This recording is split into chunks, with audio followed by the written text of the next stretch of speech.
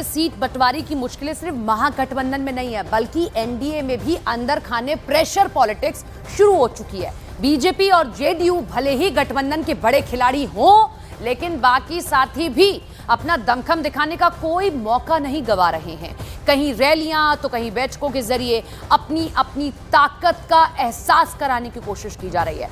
चिराग पासवान तो पहले से ही रैलियों के मंच से बिहार और बिहारी फर्स्ट का नारा दे चुके हैं। अब खबर है कि जीतन राम मांझी भी 40 के करीब सीटों पर दावा ठोक रहे हैं। उधर उपेंद्र कुशवाहा भी रैलियों में जमावड़ा लगाकर बताने की कोशिश कर रहे हैं कि सीटों में एक बड़ी हिस्सेदारी उनको भी चाहिए।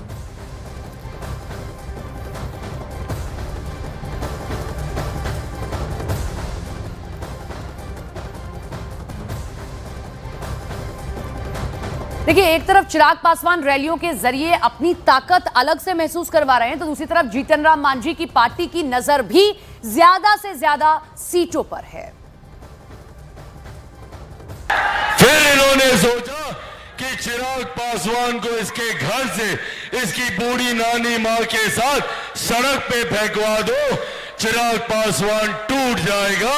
नहीं टूटा चिराग पासवान, क्योंकि जो लोग ये सोचते हैं कि इन बातों से चिराग पासवान टूट जाएगा, समाप्त हो जाएगा, वो लोग भूल जाते हैं कि चिराग पासवान एक शेर का बेटा है, रामविलास पासवान का बेटा है।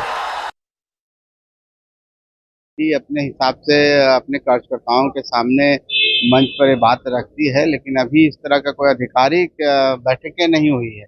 और जब तक बैठक नहीं होगी, जब तक आपस में हम लोग मिल के कुछ तय नहीं करेंगे, तो ये सब जो भी बातें होती है हम समझते हैं कि ये आउट ऑफ द प्लेटफॉर्म बात है।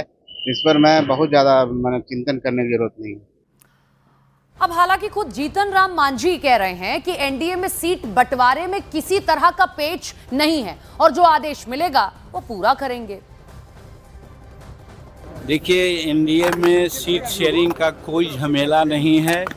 जो हेड क्वार्टर से लोगों को आदेश मिलेगा वो मान्य होगा, और वो हम समझते हैं राष्ट्रपति जो उपराष्ट्रपति का चुनाव है उसके बाद में ये बातें होगी। देखिए, कार्यकर्ताओं का मनोबल बढ़ाने के लिए कभी कभी कुछ बातें बोल देनी पड़ती है। हमने कार्यकर्ताओं का मनोबल बढ़ाया कि आप लोग सभी सीटों पर तैयार रहिए। कहीं ऐसी ज़रूरत हो सकती है कि सभी सीट पर लड़ना पड़ जाए, और स्वाभाविक भी है, जब हम एनडीए को मदद करेंगे तो सभी सीट पर लड़ना होगा। अब ऐसे बयानों की वजह से आरजेडी को लगता है कि एनडीए के अंदर मांझी, चिराग या कुशवाहा जैसे सहयोगियों को भाव नहीं दिया जा रहा है, जबकि बीजेपी का कहना है कि एनडीए एक परिवार की तरह एकजुट है। तो सबको वहां सीट चाहिए, सम्मान चाहिए। अब बीजेपी जेडीयू मिलकर सत्ता की मलाई खा रही है, बाकी छोटे दलों को तो वहाँ कोई तवज्जो नहीं मिल रहा। तो चुनाव और नज़दीक आएंगे जब, तो ये छोटे दल हो सकता है एनडीए छोड़कर अलग हो जाए।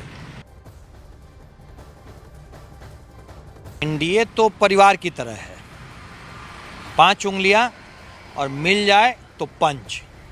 एनडीए का पंच तो महागठबंधन को इतना जोर से लगेगा कि उनके जड़ें हिल जाएंगी। हमारा परिवार एक निर्णय पे चलता है।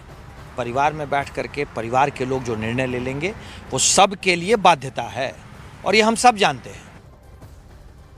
अब जेडीयू नेता केसी त्यागी ने दावा किया है कि एनडीए में सीट शेयरिंग को लेकर कोई विवाद नहीं है। बीजेपी के साथ मिलकर वो इस चुनाव को लड़ेंगे और जीत हासिल करेंगे। प्रक्रिया को सुप्रीम कोर्ट अपनी स्वीकृति दे चुका है। ये कोई बेफिजूल की कार्रवाई नहीं है जिसको लेकर के पॉलिटिकल पार्टीज ने हंगामा किया था। अब बंगाल में चुनाव है, फिर आसाम में चुनाव है, तो जो गैर भाजपाई सरकारें हैं, गैर एनडीए सरकारें हैं, वो अपनी संभावित पराजय को देखते हुए इसका विरोध करें, इसमें कमियां खामियां निकाल दें। इतना हम भी कहना चाहते हैं कि चुनाव आयोग को पारदर्शी दिखना चाहिए, और विपक्षी दलों की जो आपत्तियां हैं उनको रिजोल्व भी करने का प्रयास करना चाहिए, और संपूर्ण देश में एसआईआर होगा। ये तो चुनाव आयोग पहले स्वीकार कर चुका है और सुप्रीम कोर्ट की इस पर मोहर है।